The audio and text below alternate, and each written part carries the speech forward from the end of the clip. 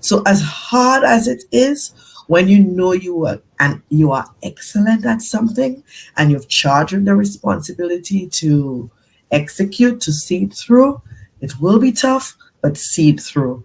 And when situations like that happen, something that I have done and I've taught some of my clients to do when we get scared in times when we need to show up, take ourselves out of the equation and think about the person who needs us.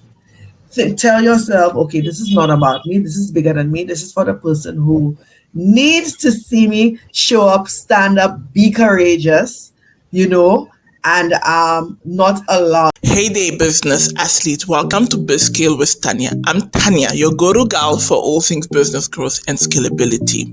Whether you are diving into the online business world, kickstarting your tech startups, or hustling with your small and medium-sized enterprise, this podcast is your one-stop shop for no-nonsense discussions and practical tips to level up your game. We are cutting through the noise to bring you the insight you need, from demystifying challenges to outlining actionable strategies. We've got your back. Join me and some industry rock stars as we share stories, drop wisdom bombs, and map out your route to success in today's fast-paced business landscape. So buckle up, folks. BizScale with Tanya is here to help you crush your goals and scale your biz like a pro. Let's dive in and get down to business. Feeling the squeeze when it comes to making your business really click in the market? Are those profits not quite hitting the mark no matter how hard you hustle? Well, perk up those ears because we've got something special just for you. It's time to turn the tide on those financial woes and set your sight on some serious growth. So let's cut to the chase. How do you know if your business is crying out for a helping hand? Here are 3 dead giveaways. Your bank account's looking a little sad lately. You are banging your head against the wall trying to break it into new markets. Clients are slipping through your fingers faster than you can say customer retention. Does that sound familiar? Then, if it does, it's time to shake things up. Our business audit is like a GPS for your profitability, guiding you to smoother waters and bigger paydays. This is for you if you are tired of watching your hard-earned cash vanish into thin air, if you are ready to dial in your business for profit without sacrificing quality, and if you are serious about building a business that stands the test of time. Here's the lowdown. We'll take a deep dive into your expense, sniff out the fat, and cook up a plan to trim it down while beefing up your cash flow. But hey, let's keep it real. This isn't some overnight success and miracle story here. It's about rolling up your sleeves and making those smart moves that pay off big time down the road. So if you are ready to kick those financial blues to the curb, hit us up. Head over to tiny.cc Business Growth Clinic and book your audit today. Hello! I know you're probably gonna see me again. I just recorded my first episode, another episode, so you're probably gonna see this outfit again. Anyway, hello everybody, welcome to BizScale with Tanya. For this segment, the women who build. Oh boy, we were jamming, we were kind of talking with Shermalyn before we press record, and we were having so much fun. I think I believe the conversation should have been recorded. I know, right? We're still gonna make. But if you don't know who I am, I'm Tanya. I'm a revenue enabler. Oh, let me repeat that because I was having so much fun. So I'm Tanya. I run a revenue enablement firm, and I work with companies to grow and scale their businesses so they can create generational wealth and also do that profitably and sustainably, because there's such a thing as scaling unprofitably. I don't want that for you. What I want is to support companies to scale profitably. Now, you might be thinking, Women Who Build, why are you creating a Women Who Build series? Unless you haven't noticed, I'm a woman. And there's a reality currently in the business sector, in the workplace, where we are not seeing enough women in leadership roles. And also, we are not seeing enough women build big businesses. And there's this wave of conversation happening where women are being shamed for building big businesses, for wanting more for their life, for wanting more.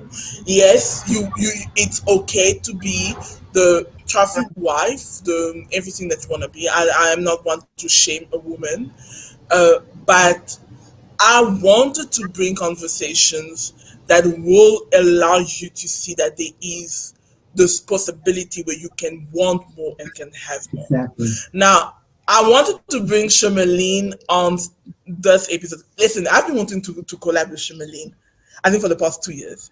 This is actually the first time we've actually made it work. So Yes, clap it for happened. us. Yeah. Clap for us because we finally made it happen.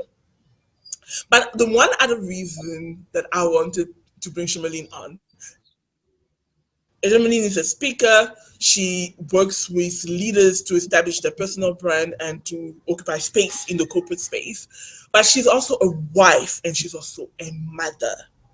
So I wanted to bring a woman that is a well-rounded woman who has it all, like we like to say, Yes, and has been going after a dream and she's building a dream. So that for me was really important, but also the topic today. And it's because I went through a situation. I was even telling Shermalyn uh, in the green room before we pressed record what had happened, and Shermalyn couldn't believe. She's like, I can't believe this can't be real. And it's a reality for a lot of women in the business sector, in the workplace, where they are incidents where you people will try. Unfortunately, it's people from a lot of the times it's people from the other gender, but sometimes it's also women yes, like us that will try to absolutely. undermine you, disrespect you, and dog you out for Yep, occupying space, and also for demanding respect or exactly. demanding that do the work. So Shemelin is a woman who's well versed in this, having worked in corporate for such a long time. And that's why I was like, you know what, girl, we got a gem on this. I made a post on Facebook, and she responded to it, and I'm like, girl, let's jam on it. Let's And she make it was in my happen. inbox. She's like, yeah, let's make it happen. So, so before we go, Shemelin, can you maybe introduce yourself to the Business Assets family so they can get to know you and what a dynamite of a woman you are? Thank you so much, Tanya, for having me. Like I said, long overdue, but hey, we're here right now, right? Nothing before it's time. So, hi, everybody. My name is Shermalyn. I'm actually from a 238 square mile island called St. Lucia.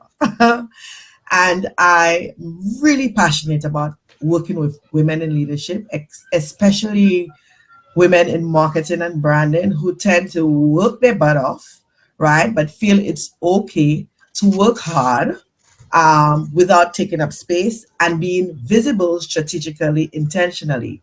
So, in essence, I help them go from being invisible to being influential leaders, not influencers, influential leaders. And, it's important as women to be seen as someone who could influence people, outcomes, and organizations. Why? Because too much time we have to fight to take up space, too much time that we have to fight to express our opinions and our attitudes and feel good about it. And when you develop that level of confidence, Tanya, and you could do it in a way that you could get people to take action towards a desired goal, an organization goal, you become indispensable. You become indispensable. So, this is what I do. I work with amazing women like myself who just, despite having, a corporate career that they love, want more, want to contribute towards building and creating an amazing pipeline of future leaders unapologetically. I love Yep. that. I love that. Yep. So brand global God, that brand. elevator. I need to cut to steal that elevator pitch because girl, you nailed it. No, it's true. And like you said, I mean, I'm not perfect. I have a great support system. I'm not one of those women who believe that you could do it alone. As a matter of fact, I applaud those who can, but it's always great when you have a partner. A support system is important. But I want to let other women know that it's okay to want all of this and go after it. It is okay. And just to add to what you're saying, building and the fact that we're not being taking up space, and we were having a conversation before about, opportunities are there, but some of our women are not taking advantage of it. But the thing is, Tanya, if they don't see themselves in us, how are they going to feel encouraged to go after building and creating that sort of thing? So that's why I'm so passionate about visibility and being influential. Why? Because the more other leaders, aspiring business owners see themselves in you, it gives them the courage, to go towards those goals of owning their own business, or creating an exemplary leadership team, or being a leader that drives growth and change within organizations and industries. They have to see themselves in us. So own it unapologetically, even if it means that we may ruffle some feathers. You know, we may ruffle some feathers. Yeah, we definitely ruffle some feathers, and I think, whew, I know that I ruffle a lot of people's feathers, and I rub a lot of people the wrong way. I know, No, but and there are a lot of women like me who feel like, oh, maybe I shouldn't. I shouldn't. I don't know what are your thoughts on this? I mean, the thing is, sometimes I guess out of, as women, we can be emotional, and sometimes out of frustrations, if we're not being heard or seen, we become a little more forceful. And when we become forceful, traditionally, we're not supposed to come across that way. If a male counterpart does it, it's okay. But if we do it, we're labeled as aggressive, we're labeled as, but no, you know, we have a voice. We need to be Tacky. able to communicate our point of view. And if it's not accepted, like any other male counterpart, we may get a little bit, more aggressive, a little bit louder. And, as long as it is not disrespectful, because that's important, it's not disrespectful, but we bring our points across in a forceful way. What's wrong with that? You There's know? definitely nothing wrong with it, and definitely not. There's something that my executive assistant said, because when she started working with me, he was like, Tanya, you SOP out of the SOPs. I've seen SOPs. I've seen SOPs. But after I got through your SOPs, I went and trashed my entire SOP library and had to remake it. Because the way you create your SOPs, you detail this is what you need to do, this is what you need to write. You come across like a control freak. Something that I don't usually share online, because I never really Mhm. think to share that. I don't feel it's nobody's business. Is that I'm neurodivergent. So I'm high functioning. I have high functioning neurodivergence, which means I'm completely normal. I will act normal, but the biggest problem with me is that I have high anxiety. The reason I am a great operator is because of my anxiety and my overthinking. I will think of worst case scenario after worst case scenario and No, but that's contingency great. plan that out so that I can have peace. Hmm. So that I have peace and I know that okay, I've what is sometimes I know that I used to wake up in the middle of the night. I'm like, what if that happened? Then I'll write that in the SOP and create that and create because I used to create SOPs right smack in the middle of the night around 3 o'clock and think of what could go wrong and Yeah. then create that SOP. Hmm.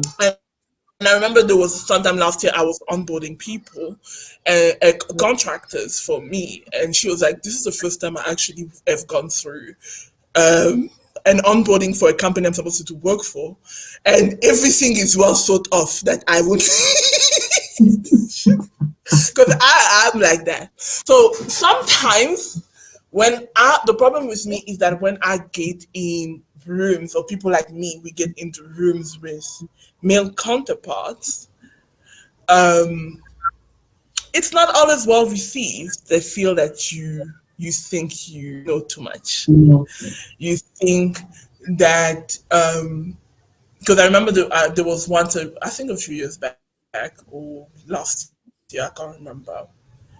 I was speaking with somebody who worked at one of the big four consulting firms, and they were having issues in their business, and they were like, he had. We will be back shortly with your episode. Right now, let's hear a quick word from today's episode sponsor.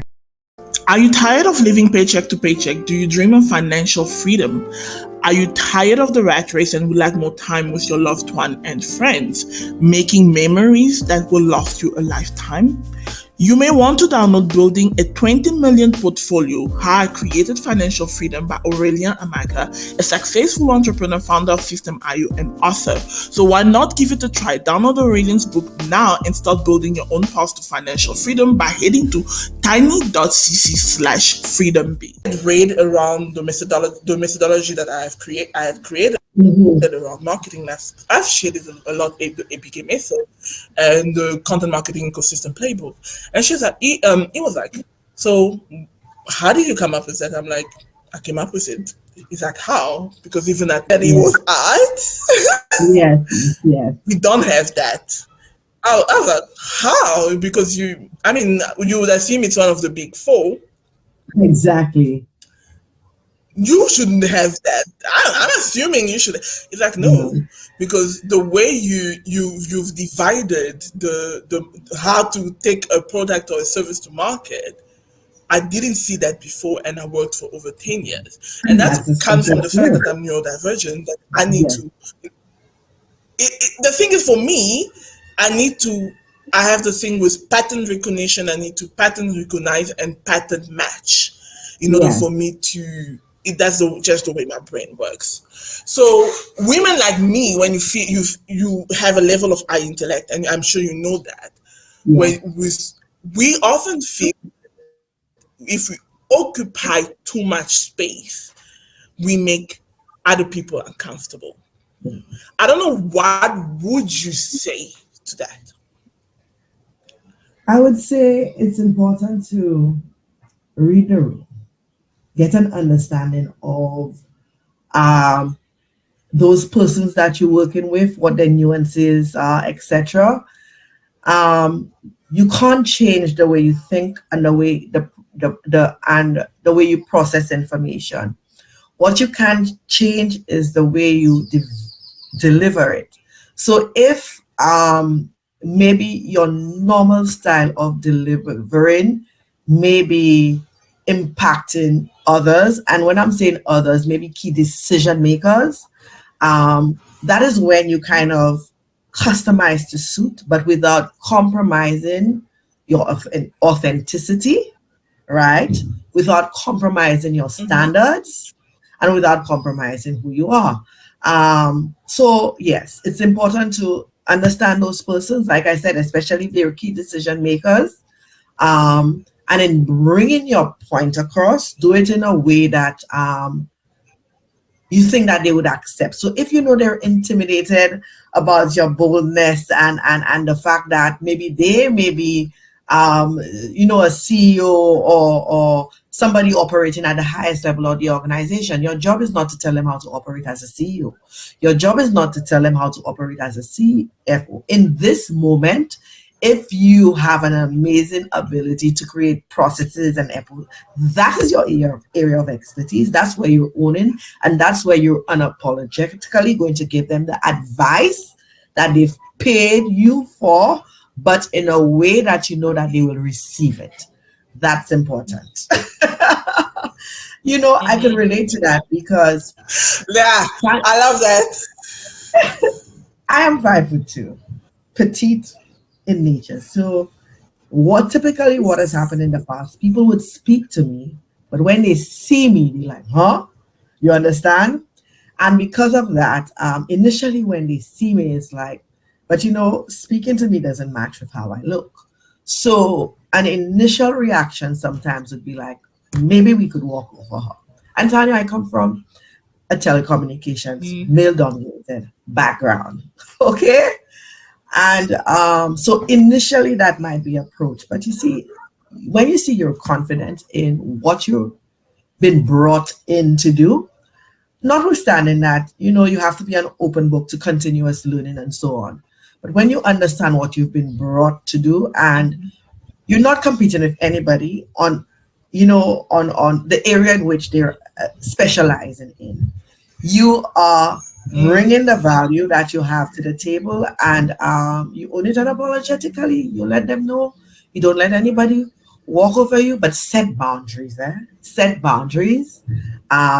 In the mhm. beginning, set boundaries. Once you see people realize that um, there's an inch of weakness that they could take advantage of you in an area that you're supposed to be strong in, they will. They will. So you're not advising them to Yeah, be a CEO or CFO. You're Tanya coming in to advise them on growth strategies, revenue, who happens to be excellent at processes, and at SOPs. So embrace that. That's a uniqueness that we're bringing to you, regardless of whether you're a Fortune 500 company or a small business owner. You understand? So own it, honey, own it. But you have to be confident in your ability or you will be broken down. absolutely. I think I've had that in the past. In the past, I think this is no longer the case, but today I'm able to be like, nope, you can't break me down. You can't undermine what I am, who I am, the value that I bring to the table. But I think for a lot of women, given when they encounter, I think I shared with you a recent conversation because I was like, because I remember I shared it with a family member, I shared it with a friend, was a member of my team, and I shared it with you, and I was like, maybe I overreacted, maybe I was being rude, and everybody was like, no, you are actually being very level-headed. Thus, other person was doing their best to try to catch you to sizes Yes. as a woman. And unfortunately, 10 years in the workplace, been working for, I think, close to 2 decades.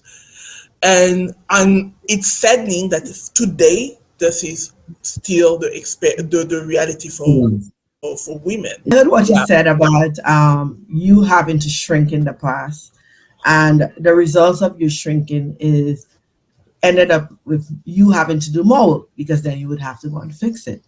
So, I mean, you've learned, and that's a good thing. But, our viewers out there who are currently shrinking when these situations come up, that's the worst thing you could do. Why? Because when you shrink, and other persons see you shrink, it doesn't encourage them to fight for what they want. It doesn't. It doesn't encourage them to fight for what they deserve.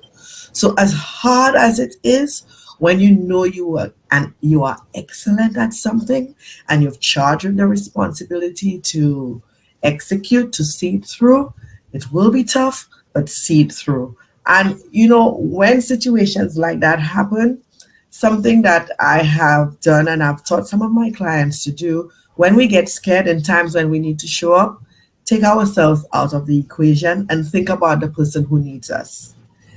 Tell yourself, okay, this is not about me. This is bigger than me. This is for the person who needs to see me show up, stand up, be courageous, you know, and not be allowed to be bullied, so that my victory becomes their beacon of hope, because bullying is a real thing in the workplace. It really is. And it really saddens me because, again, because of the time I'm in the corporate space, Not so much, I would say. It happens in the Caribbean, but not so much. But I have quite a few clients who operate out of the US, and it's a big thing in terms of how they are made to feel, how they feel like they need to shrink. Our male counterparts understand and do it beautifully, how to promote themselves, how to speak about their accomplishments, and so on. But for us women, we look at it as being boastful. We look at it as bragging. We look at it as being salesy and sleazy. But Tanya, if we don't own our space and speak up confidently, and if we don't express our ideas and our methodologies and our winning formulas, who's gonna do it for us in times when we are not in critical rooms where decisions are being made? Think about it, Tanya. A decision to get promoted, a decision to get laid off, to get hired, to be on a board, to be given a high visibility project, for an investor to fund with you, happens when you're not in the room. So if we continue to shrink, who's going to represent us in a way that we need to be represented? No one. Exactly. No one. Exactly. So we have to learn how to do it scared, but do it. Jump and do it. But you must be confident in what it is you're bringing to the table. Period. Confident in what you're bringing to the table and that transformation that you're bringing for the organization, the person, the business. You have to. Shermalyn, I love how you saying like to be confident, but I think for a lot of people that look like us, obviously confidence, being confident is obviously seen as aggression. Um, for women, especially in the workplace, I think for me, I'm fortunate that I don't necessarily work for anybody, for any company, and I work, but obviously clientele, B2B, primarily Mm-hmm. men. And obviously there are women that would be listening to this and they will be working in the workplace as in corporate in and they're Mm-hmm. trying to climb through the ladders. I mean, the reality is as a woman, whether you are climbing the corporate ladder or the business ladder, you have a ladder to climb. The ladder Yes. is there. Just the context is very different of how you're climbing it. So for women that are like purposefully keeping themselves small, because this is a reality that I'm seeing. Mm-hmm. Women are being shamed, especially in the online business space. In the online space, if you get on threads, for example, you will see that there is this tapestry of conversation that shames women for wanting to make more money, that shames women for wanting more. So unfortunately, not every woman can shrink it like just shrink it off and be like, whatever, this is you.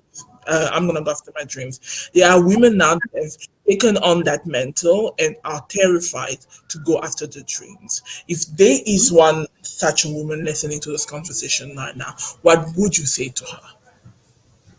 I would tell them to ask themselves what is it costing them to continue to be invisible? What is costing you to continue to be invisible? When you continue to shrink, what opportunities are you denying yourself? And imagine if you decided that, you know what, I am going to start showing up strategically, intentionally, and professionally. What would that look like for me? So ask yourself these two questions and then decide. Based on that, am I going to continue to shrink myself because I'm okay with not getting the benefits or the opportunities that are due to me? Or you know what? If I do this strategically, intentionally, and professionally, this is how I could end up, and I could now bring other women along with me to climb as they continue to climb up the corporate ladder.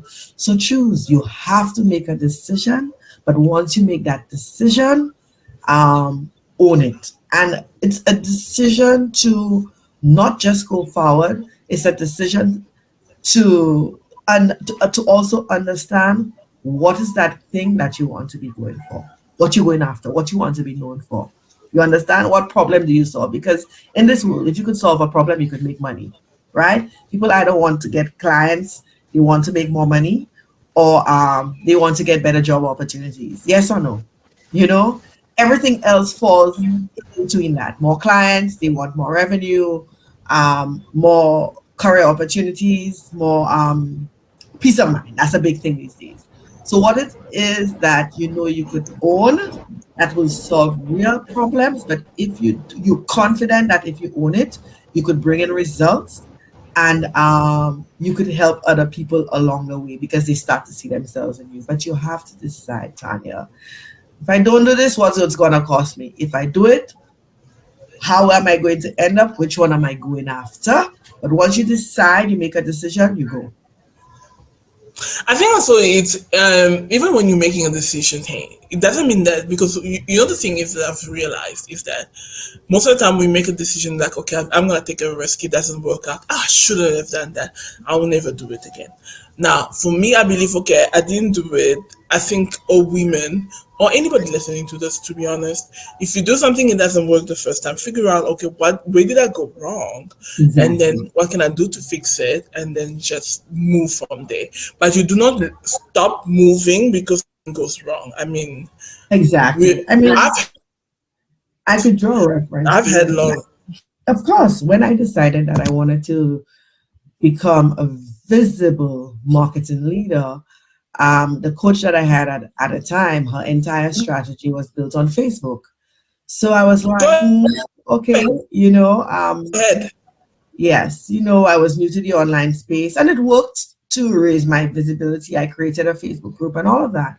But Tanya, you know, when I decided for my second launch that Facebook was the wrong platform for me. Mm, I'm not saying that I should not be visible there, but my ideal audience were on LinkedIn, right? So that's a mistake that I made initially when I launched. It worked because, I brought in quick money. When you create a community, it's like creating an ecosystem of buyers. But I really and truly should have been positioned. I should have positioned myself on LinkedIn and continue to attract those women that I. So did I stop? No, I re-strategized then and I stop went back. mistake. Exactly. So you learn there are lessons in failures as well. And that's important. Being able to extract those lessons, Can you, there are lessons in Sherman, failure. Sherman, can you take it from the part where you decided that for your second launch because I couldn't hear you for that period. Oh, okay. So for my second launch, having a better understanding of, the type of people I wanted in my audience, I knew LinkedIn was the platform for me, right? So because of that, I Mm-hmm. pivot to LinkedIn. And my point is learn from your failures, learn from your losses, but learn from your successes as well. And then go at it again, you know? Go at it again. Learn from your successes, learn from your failures, and then go at it again. I think Hmm. that's just key. So before we wrap up, because we are talking about dealing with bullies in the workplace, Yes. and I recently had to deal with a bully in the Hmm. workplace. I think I did tremendously well on how I handled it. I walked away from the situation. Yes. I was like, and I ain't got no time, and nobody got time for this right now. And I just terminated any form of relationship with the organization that I was working with. Unfortunately, some other people had to pay the price for it, and things that we were working on did not go as well as it would have gone. But my mental health is priority number one, but also I believe that you do not have to force yourself in rooms that are not meant for you. But now, for somebody listening to this that can't do what I did, walk away from a situation or decide that I ain't got no time for this, I can cut my losses here and I'll take whatever crap it comes with it. How would you suggest women handle workplace bullies? So, first of all, continuing to deal with the workplace bullies, you need to ask yourself, is it worth it? Right? Because sometimes it could very well be your CEO doing the bullying. You understand? Ooh. That's the That's, worst. yes, that's a harsh reality. So you need to ask yourself, is this an environment that I could continue to thrive in? Is this an organization that I could continue to work with? Does it still align with my values? Right? Do I have to compromise my values and self to work within this organization, to work with these people? And if the answer to those questions is, you know what, you have to compromise all of it, then maybe and truly it's not worth it. So you could do two things, right? You could do two things. And that's why I'm so passionate about personal branding. Why? Because this is your currency, Tanya. This is your currency to bulletproof you against getting fired, a recession, a pandemic. If you are very strategic and intentional about your personal brand, if workplace bullying is happening, today or tomorrow you decide that, you know what, I no longer want to do this because you have developed a strategic and intentional network for your personal branding, then you have that you could lean on to. You understand? You could go to. So decide, is this working for me? Or if it's not working for me. If it's going to work, if you've exhausted all forms, then it's time for you to move on. But before you move on, start creating your backup plan. Even if you Mm-hmm. love your job and things are going amazing, Tanya. I love what I do. During the day, I'm a global brand marketing leader. I work for an amazing company, Tanya. But because I know what it's like to go through some of this, not within the organization that I currently work for, and I also know what it's like to be laid off without a backup plan, you understand? This is why I am so intentional about how I present myself on and offline. So, in the event that I experience any microaggressions at work, bullying, I get fired, I'm laid off, this is my insurance, my personal brand, and what I've Mm-hmm. built online. Because the truth of the matter is, nobody could take this away from you. This is your legacy. Mm-hmm. So my advice to those women is that decide, if it no longer aligns with your values, then you need to start looking. If you're going to start looking, get intentional about strategically, intentionally, and professionally building that brand called you. That's my advice. Love that. Love that. Love that. Intentionally build your brand as a backup plan, Yeah. as a backup plan to anything that could happen. Because even Yeah. if you love where you're working, it it's not always worth it to fight bullies, and it's not always Exactly. worth it to deal with microaggression. And it's really important because I remember there's a story that was trending in the US. I don't know where I saw it. I think I saw it on TikTok where it really got bad and she decided to end her life. So Yeah. it's really having a healthy work environment is underrated as a flex. It So is. it's really underrated. It is. It is. So, Shermalyn, what exciting things are you working on right now that you want to share with the Business Assets family? So, going to be doing a complete, not a complete rebrand, I guess, positioning. The thing is, Tanya, I'm a marketer. That has been a brand marketing manager. I've been in that space for years. And initially, when I launched my personal brand, I targeted, women generally in leadership, which I still do. But let me tell you, from doing some research and studying, I realized that our Black women in marketing, we're corporate marketers, we're great at representing the corporate brand. But when it comes to ourselves, we shrink. So I will be repositioning myself just to help women marketing leaders who love their job, are amazing at what they do, but need to understand how to leverage their personal brand to continue to drive business growth, to continue to attract A play marketers, because as a marketing executive, you need to have a strong team, right? And to contribute towards amazing company reputation. The future of leadership is at risk. I was reading this article on Forbes, Yeah. and it's like our next generation, they don't want to aspire to become executives, etc., because our executives are not making it cool.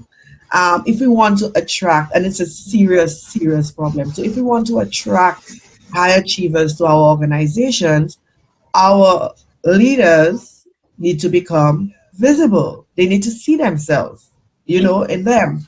So that will be my focus, for my next big thing that I will be launching, and that will be backed up by doing another amazing personal branding leadership conference to actually get I them to think take I action. think this one I need.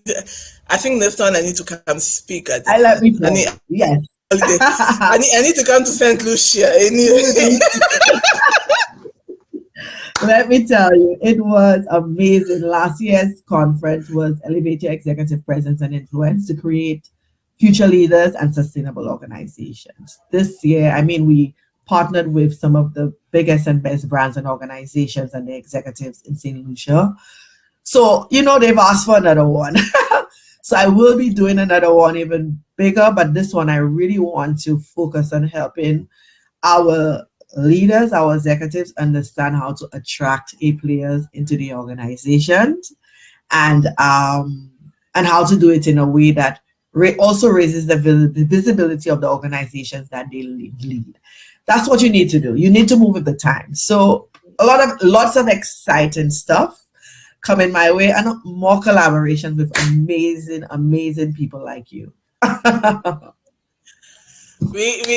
think I'm big on collaborations. Yes. That's what everybody tells me. I love collaborations. So looking forward to this conference. I need to, guys, let me know if if you're listening to this. Don't you think we need a holiday? We need to go to St. Lucia. Yes. Yep. We need to go to St. Lucia. We need to go to St. Lucia. So Yep. you guys we should all consider going there. Mark the calendar for the end of November 2024. Y'all visited St. Lucia. I believe plus if you in the northern hemisphere, that's winter, so St. Lucia will be beautiful weather. So you take it Exactly. as a time to just get away from the cold. Exactly. It's all tropical. Well, I mean, we have hurricane season, but for the most part, it's a tropical island. It's beautiful. Another thing on TikTok, I've been I don't know, I ended up on the Caribbean. Okay, first of all, I'm a huge Compa fan and Zouk fan. So Oh, nice. obviously I end up on the Caribbean Yes. side of TikTok. And Yes. then you see all these islands and all these baby Maldives. Who have you Yes. seen these places? I I'm know. like, how can I work with how can you work with such a beautiful environment? I know. We actually attract a lot of freelancers and digital nomads right now. They actually come in because they said they like the balance of there's enough to do from an entertainment point of view, but it's also very relaxed. And I think what really sells us, despite the fact that we're a beautiful country, our people are really, they really, really, yeah, they love the fact that we're friendly and that sort of thing. So yeah, make English on your bucket list. I need to come to South Right. Africa. Though. It's definitely on the bucket list. Yeah, South Africa should be on your bucket list too, and Saint Lucia should. I believe that there's so much we can all learn. We can definitely because I'm like Maldives. Who? Have you seen? I saw this. I don't know which island it was. The Guadeloupe. I'm like, where's Guadeloupe? Yeah, Guadeloupe. Yeah, Guadeloupe is beautiful. I'm like, where's Guadeloupe? Yeah, I that's was like, why oh my gosh, this is 10 minutes. paradise. Yeah, it's about 10 minutes or less when you fly from Saint Lucia, like really close. Wow. Yes, Okay. yes. Okay. So Okay, guys. you could also take a I'm boat from Guadeloupe to Saint Lucia. You could take a boat. Yeah. guys, I think I'm gonna this sometime this year. You will just see me, doing holidaying solo. Maybe we should plan a solo trip Yes. for single girls. Because the problem is, the pet peeve with going to all this paradisey type of place, full of couples. It's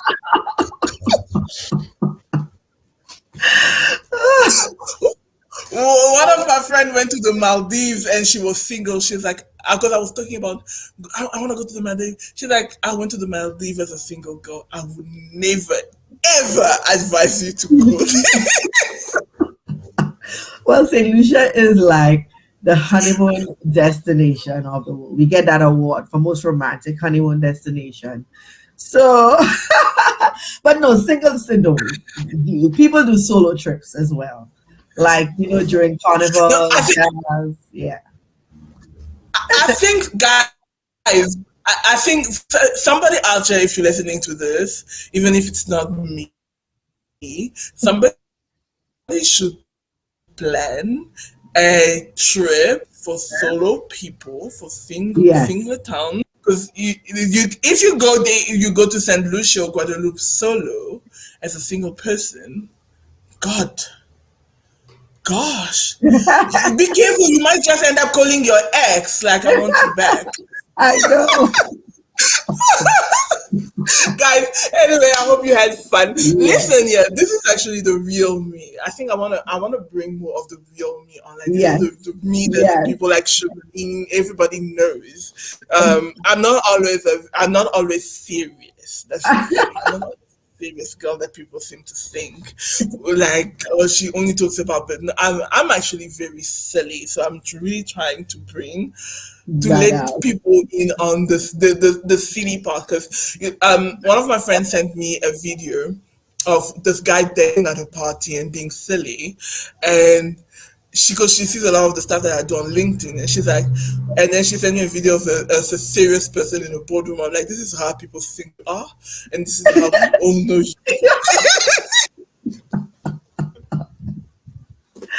Oh gosh.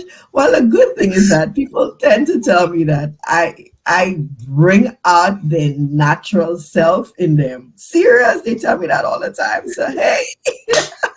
That's a good thing. Alright, guys, hopefully you enjoyed this episode. Let me know in the comments what you thought of this. If you have any idea who else I should invite, feel free to DM me on LinkedIn. Leave a comment, review, let me know what you thought. Follow the podcast, share it with somebody. I think but before we hop off, Shermalyn, how do people get in touch with you? So they could check me out on LinkedIn. My name is Shermalyn Sidonie John. Check me out on Instagram. I am Shermalyn S. John, SHERMALYN SJOHN, or on Facebook, Shermalyn Sidonie John. So, and any of these profiles, I'm there. Guys, lovely stuff. Thank you so much, Shermalyn, for stopping by. I need to think about my trip to St. Lucia. I definitely want to do a trip to the Caribbean. I want to travel more this year. Nice. I'm tired of being in one location. It's been a while. I've been in one location. So I want to do a couple of countries in this year, and also maybe do Caribbeans. And let's see how that goes. I'll keep you guys posted. Yes. Some people have told me, Tanya, on your YouTube channel, it's written vlogs, and you never post vlogs. And I'm like, sometimes I really don't want to share my life, because the real me is really you. Like, no, but you share, because it's I mean, you still control what you share, but people, for them to know that, you know what, I could be a hard worker, I could be a bitch, but I can have fun. Well, I have a lot of fun. I have a lot of fun, but most of my friends know me as a clown, a prankster. I pull pranks. Baby, I'm a prank.